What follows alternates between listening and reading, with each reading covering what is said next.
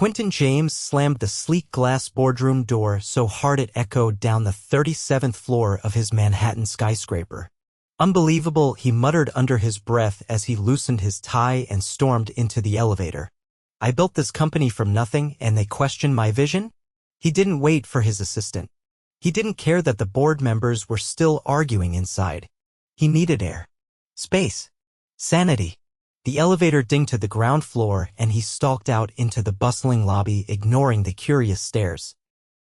The revolving doors spun him out into the sharp breeze of Fifth Avenue and he barely noticed the gray clouds overhead.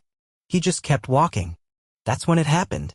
He turned the corner too fast and nearly collided with a woman balancing a tray of coffee cups and a brown paper bag. Oh damn it, she gasped as one of the cups tilted, splashing onto her coat.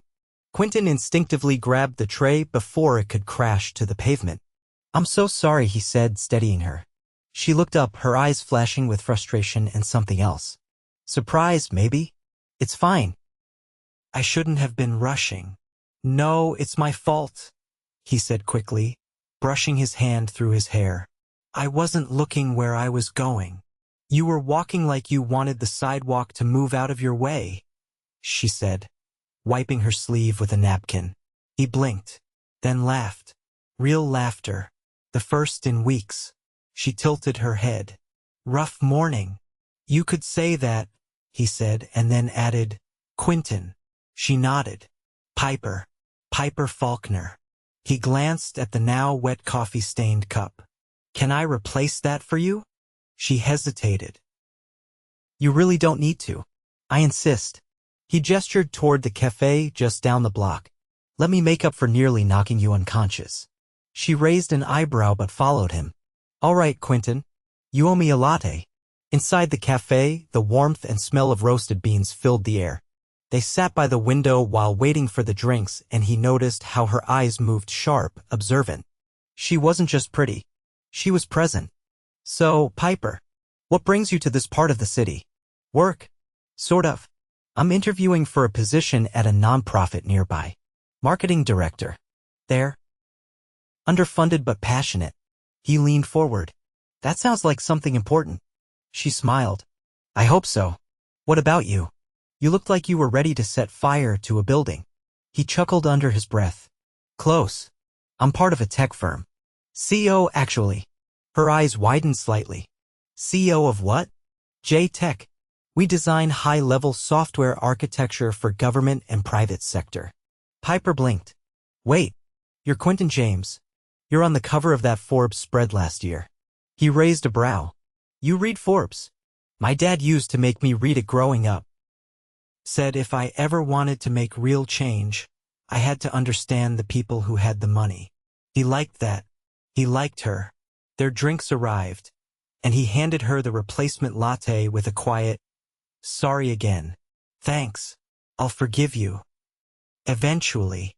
He grinned. She was witty, effortlessly confident. And for once, someone wasn't kissing his feet or asking for a favor. She treated him like a person. As they left the cafe, rain started to drizzle.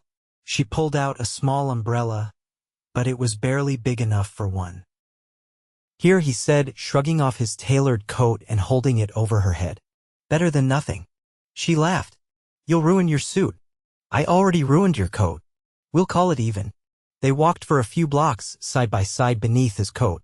When they reached the subway entrance, she stopped. This is me, she said, looking up at him. Thanks for the coffee rescue. Piper, he said slowly, can I see you again? Her lips parted slightly. Are you asking me out? I am. Not as a CEO. Just as a guy who almost tackled you with caffeine. She bit her lip. Okay. But you're not allowed to throw any more lattes at me. He smiled. Deal. She disappeared down the steps and he stood there, coat-soaked, heart weirdly. Lighter. He wasn't looking for anything. Especially not today. Not after the train wreck of a board meeting. But something about Piper stuck. He hadn't felt like this in years. Back at his penthouse that night, he couldn't stop thinking about her. Her laugh. The fire in her eyes. How she made him feel like a man, not a walking bank account. The next day, he sent a concierge package to the nonprofit she was interviewing at a donation to their women's empowerment program. In her name. Quietly. No note. He didn't want to impress her with money. He wanted her to know he'd listened. 2 days later, she called him. How did you know? She asked, voice breathless. Know what? That they'd offer me the job. That they'd be so excited about the donation. You didn't have to. I wanted to, he said simply. You deserve good things. There was a pause. Then, all right, Quinton.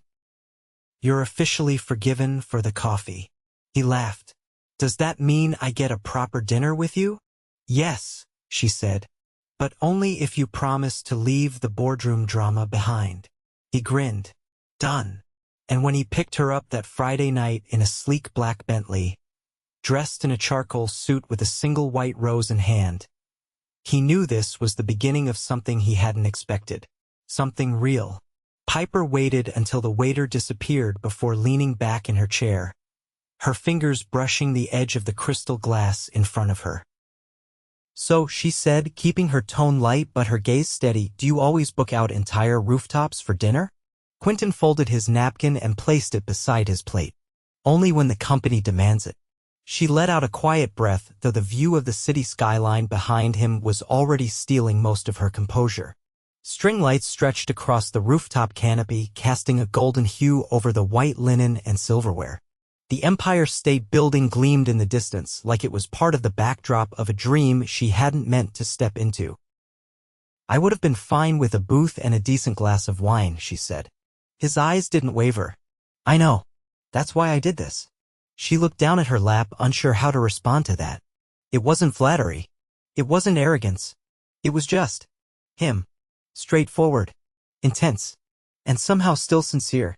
You're not what I expected, she finally said. I'm used to that. What's that supposed to mean? He shrugged, but there was a flicker of something deeper. People usually expect someone colder. Calculated. Maybe they're not wrong. You don't strike me as cold, she said. Frustrated, maybe? He nodded once. That's accurate. A waiter appeared again. This time with 2 plates seared halibut for her, rare steak for him. She blinked at the cutlery, polished until it reflected the city lights back at her. She picked up her fork. You know, my mother would have told me to marry you just for this meal alone. What would your father have said? He asked, slicing into his steak without looking away from her. She paused. He would have wanted to know why a man like you needs to make donations anonymously. His knife stopped mid-cut. Piper met his gaze. The nonprofit told me the name on the check was a holding company. But I looked into it. I recognized the parent umbrella. It's all connected to your firm. Quinton set his utensils down carefully and leaned back. You don't miss much. I can't afford to, she said. Not in my line of work. He studied her. You didn't ask for anything. You didn't even hint. That's rare. I'm not interested in handouts. Neither am I, he said. She reached for her wine. Then why help? Because you said something real. About your work. About wanting to make change. I believed you. Piper's grip on the glass tightened slightly. It's easy to make change when you have access to this kind of world. He didn't flinch. You think I was born into it? She looked at him sharply. You weren't. My mother cleaned offices, he said. My father disappeared when I was 8. I didn't even have a computer in the house until I was 16. I built everything from the ground up. Piper's expression shifted. She didn't speak for a moment. I didn't know, she said quietly. You weren't supposed to. I don't talk about it. Why tell me now? He looked at her, then really looked at her like he was still deciding whether or not to say what he wanted to. Because I'm not here for a show, he said finally. I'm here because you didn't look at me like I was a wallet with a name. He crept up her neck.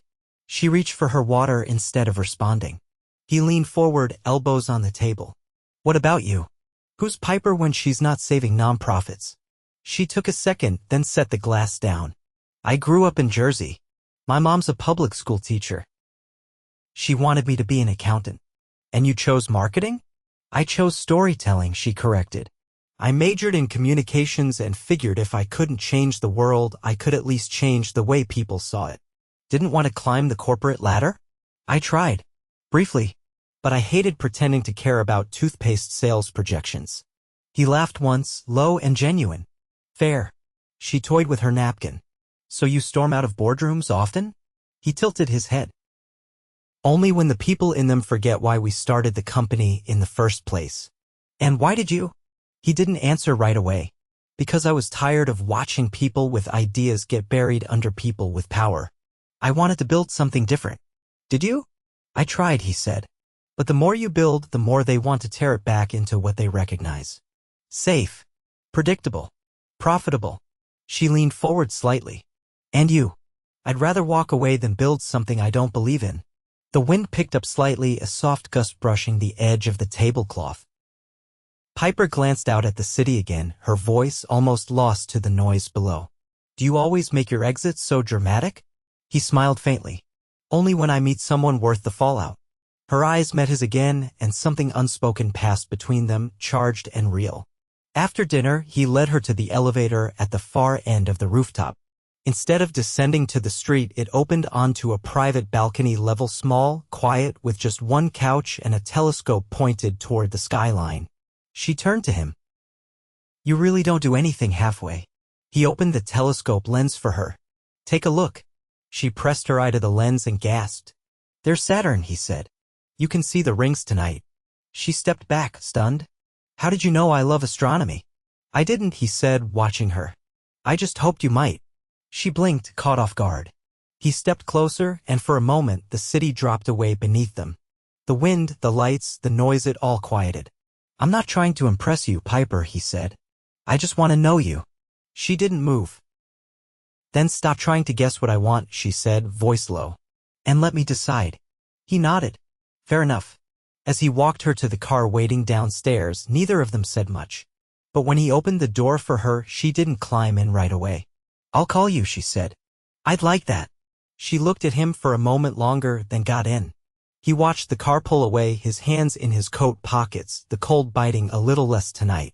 He hadn't meant for this to mean something. But it did now. And he had no idea what that would cost him.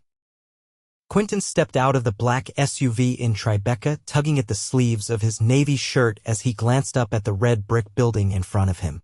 It wasn't a towering office or a private club, it was a modest, three-story structure with a faded sign that read, New Roots Women's Center.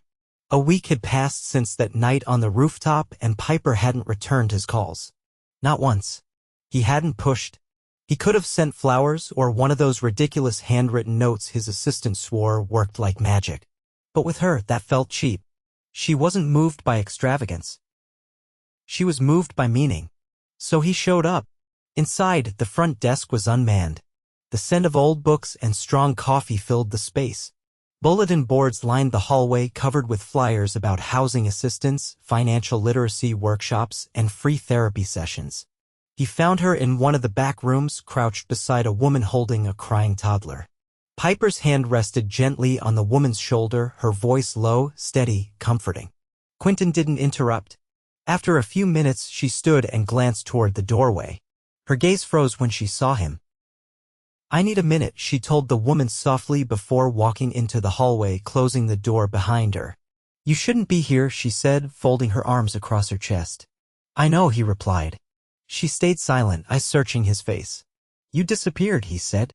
I wanted to give you space, but I didn't want to wonder if I'd misread everything. You didn't, she said quickly, almost too quickly. Then, quieter, that's the problem. He frowned. Explain. She exhaled.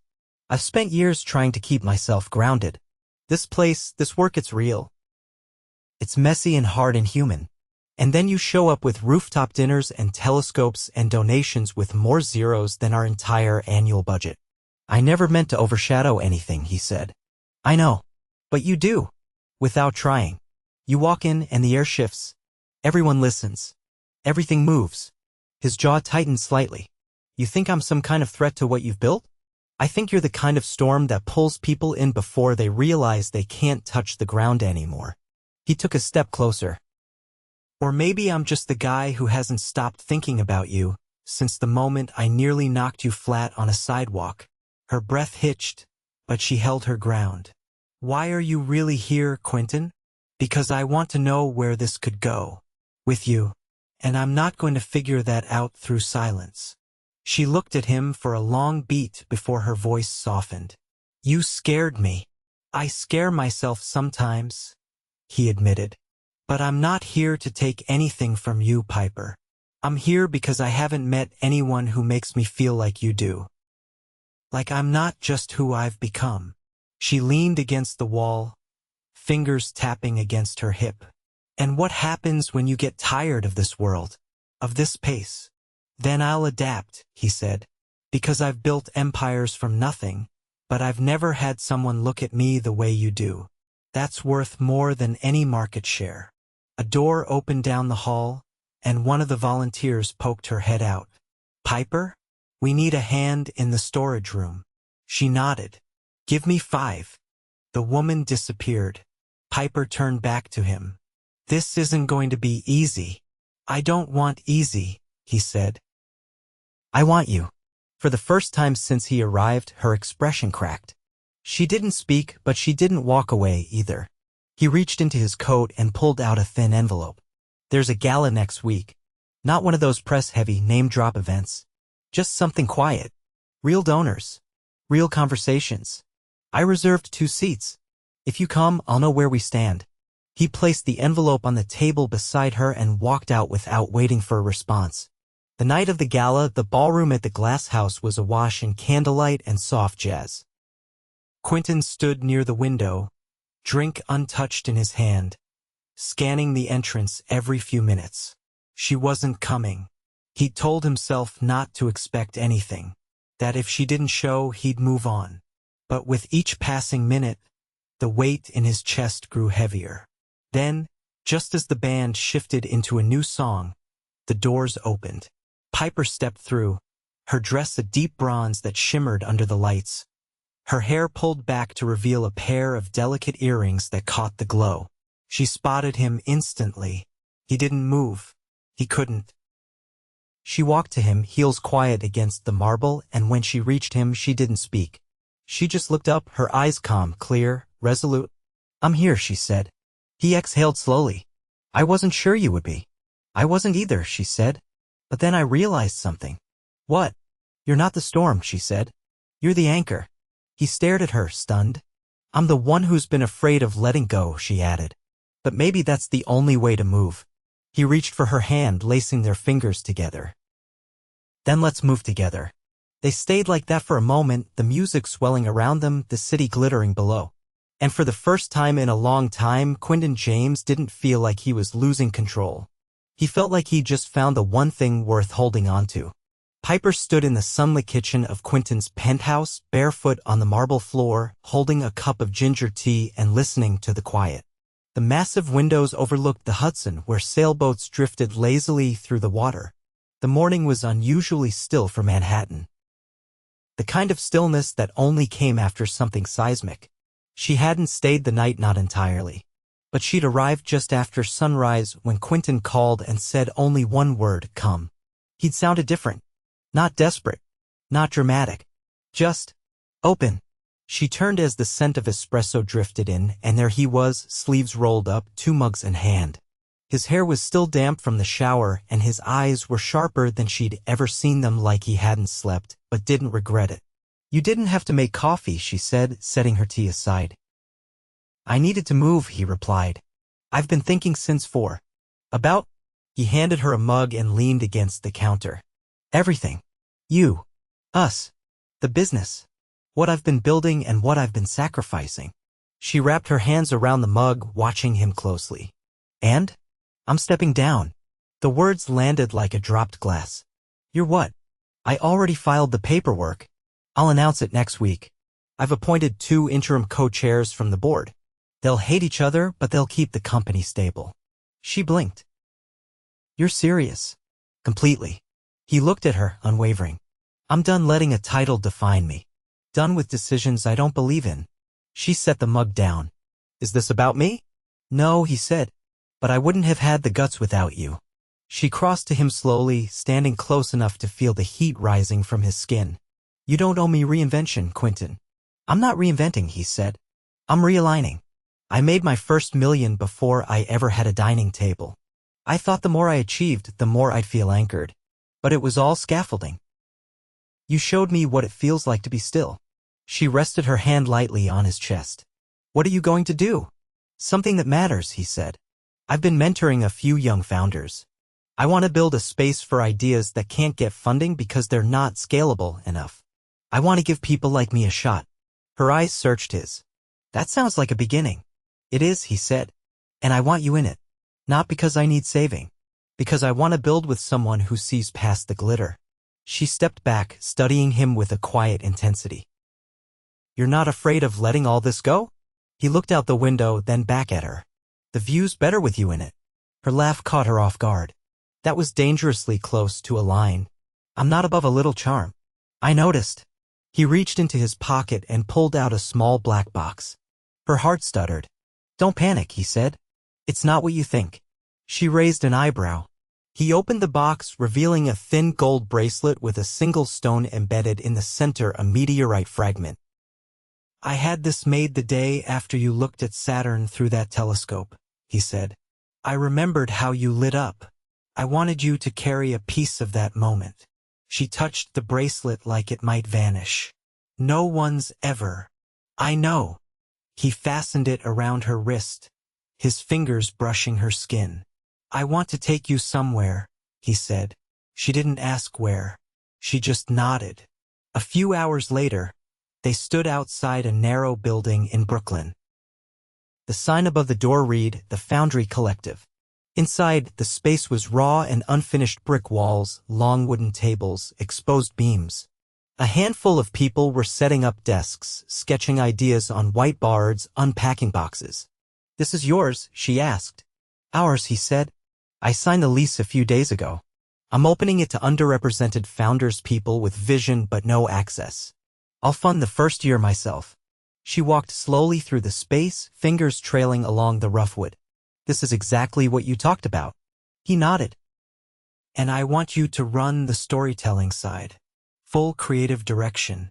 Build campaigns that actually mean something. She turned to him, stunned.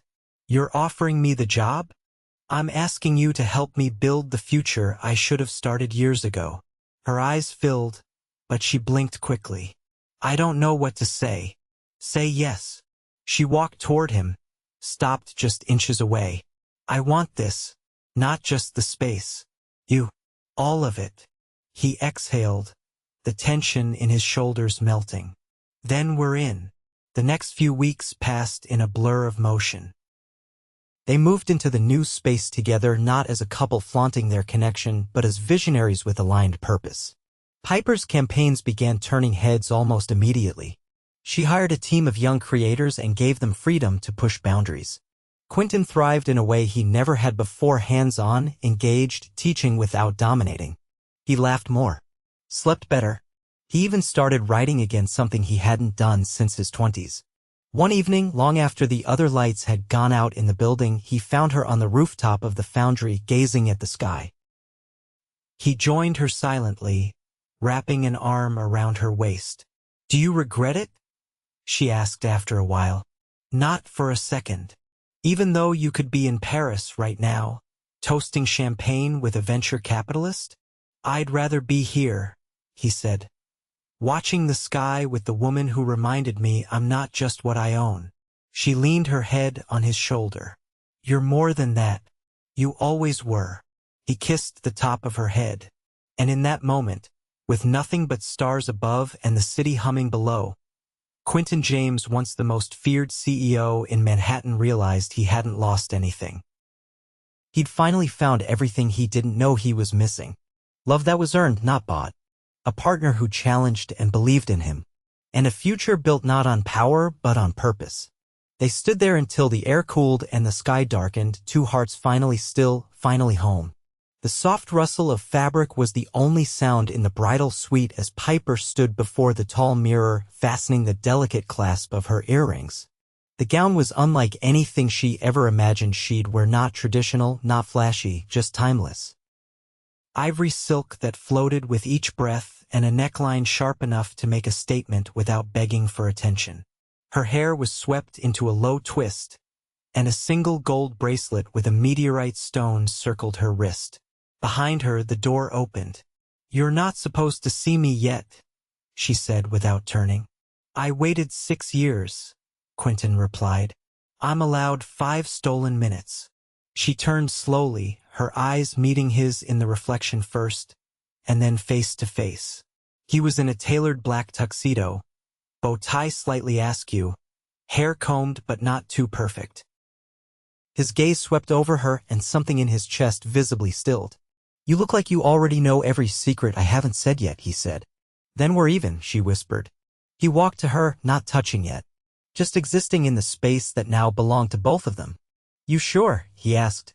"Because after this I'm going to be legally obligated to finish your sentences and steal your fries. I've already accepted that fate." His hand found hers. She closed her fingers around his. "I didn't write vows," he admitted. "You didn't." "I tried. But every time I wrote something down, it felt too small. So I'm just gonna tell you the truth when we're up there. No edits." She swallowed the lump rising in her throat. "Then I won't write mine either." He nodded once, then leaned in, lips brushing her temple. "I'll go before I ruin your makeup." As he stepped out, her mother entered, eyes already misty. "I've never seen you this calm," she said. Piper smiled. "That's how I know it's right." The ceremony took place in the courtyard of the foundry. Twinkle lights stretched between iron beams overhead, and wildflowers lined the aisle in soft, unstructured bunches. No one wore matching dresses. No one performed for the cameras. It wasn't a spectacle. It was a moment. Quinton stood at the front, hands clasped loosely, watching her approach like the world had narrowed to a single heartbeat. When she reached him, neither of them looked at the officiant. They just looked at each other. He spoke first. "I used to think love was something you earned. That if you built enough, achieved enough, became enough, someone would choose you. But then you walked into my life and didn't need any of the noise. You saw me. Not the title, not the money. Just me. And for the first time, I didn't want to be enough to be chosen. I just wanted to be worthy of choosing you every day." Her voice trembled, but she didn't waver. "I've spent so long believing love had to come second to purpose. That choosing my work meant closing the door to intimacy. But you never asked me to choose. You stood beside me, not in front of me, and because of that, I've never felt more powerful. Or more safe. I don't need you to complete me. I just want you beside me while we both keep becoming." They exchanged rings, simple gold bands with a single engraving on the inside, still. When the officiant finally said, "You may kiss," Quinton didn't rush. He pulled her close, forehead to forehead, letting the moment stretch. Then he kissed her like the world wasn't watching, like it never had. The reception flowed into the night. No formal speeches, just stories passed between tables. Laughter. Dancing. A ridiculous cake that leaned slightly to one side but tasted like heaven. Later, long after the guests had gone home and the candles had burned to their bases, they sat on the steps of the courtyard barefoot, her dress pulled around her, his jacket draped over her shoulders. "You realize we never had a honeymoon planned," Piper said, sipping from a glass of champagne. "I know," he said, "because I had something else in mind." She turned toward him. "Quinton." He pulled a small envelope from his pocket and handed it to her. She opened it slowly, revealing a deed. "To what?" "A small house in Asturias. Northern Spain. Mountains. Ocean. No cell towers." She stared at the paper, then back at him. "You bought a house in Spain?" "I bought a silence. Whenever we need it." Piper blinked, then laughed softly. "You might have just outdone yourself." He leaned in, voice low. "I plan to keep doing that." Years passed. The foundry grew into a movement. They expanded, not in buildings, but in philosophy. Grant programs. Incubators. Pro bono legal services. Piper ran the creative division, mentoring the next generation of storytellers who didn't need to ask permission to be bold. Quinton became a force behind the scenes. He declined media requests, turned down titles. Instead, he taught. Quietly, powerfully, authentically. They traveled to Asturias every winter, hiking the cliffs and cooking over fire, dropping out of the noise. It became their ritual, their exhale. One summer afternoon, Piper walked into the main atrium of the foundry holding a small onesie in her hand. He looked up from his notes, and when he saw it, his whole body stilled. "You're serious?" he asked. She nodded, eyes bright. He crossed the space between them in a flash and lifted her off her feet, spinning her once before grounding her with a kiss. When their daughter was born, they named her Lara after a moon. Because some things only make sense when you remember to look up. They never chased perfection. They knew better than that. They fought. They learned. They built. And through everything, they chose each other. Every single day. Together. Always.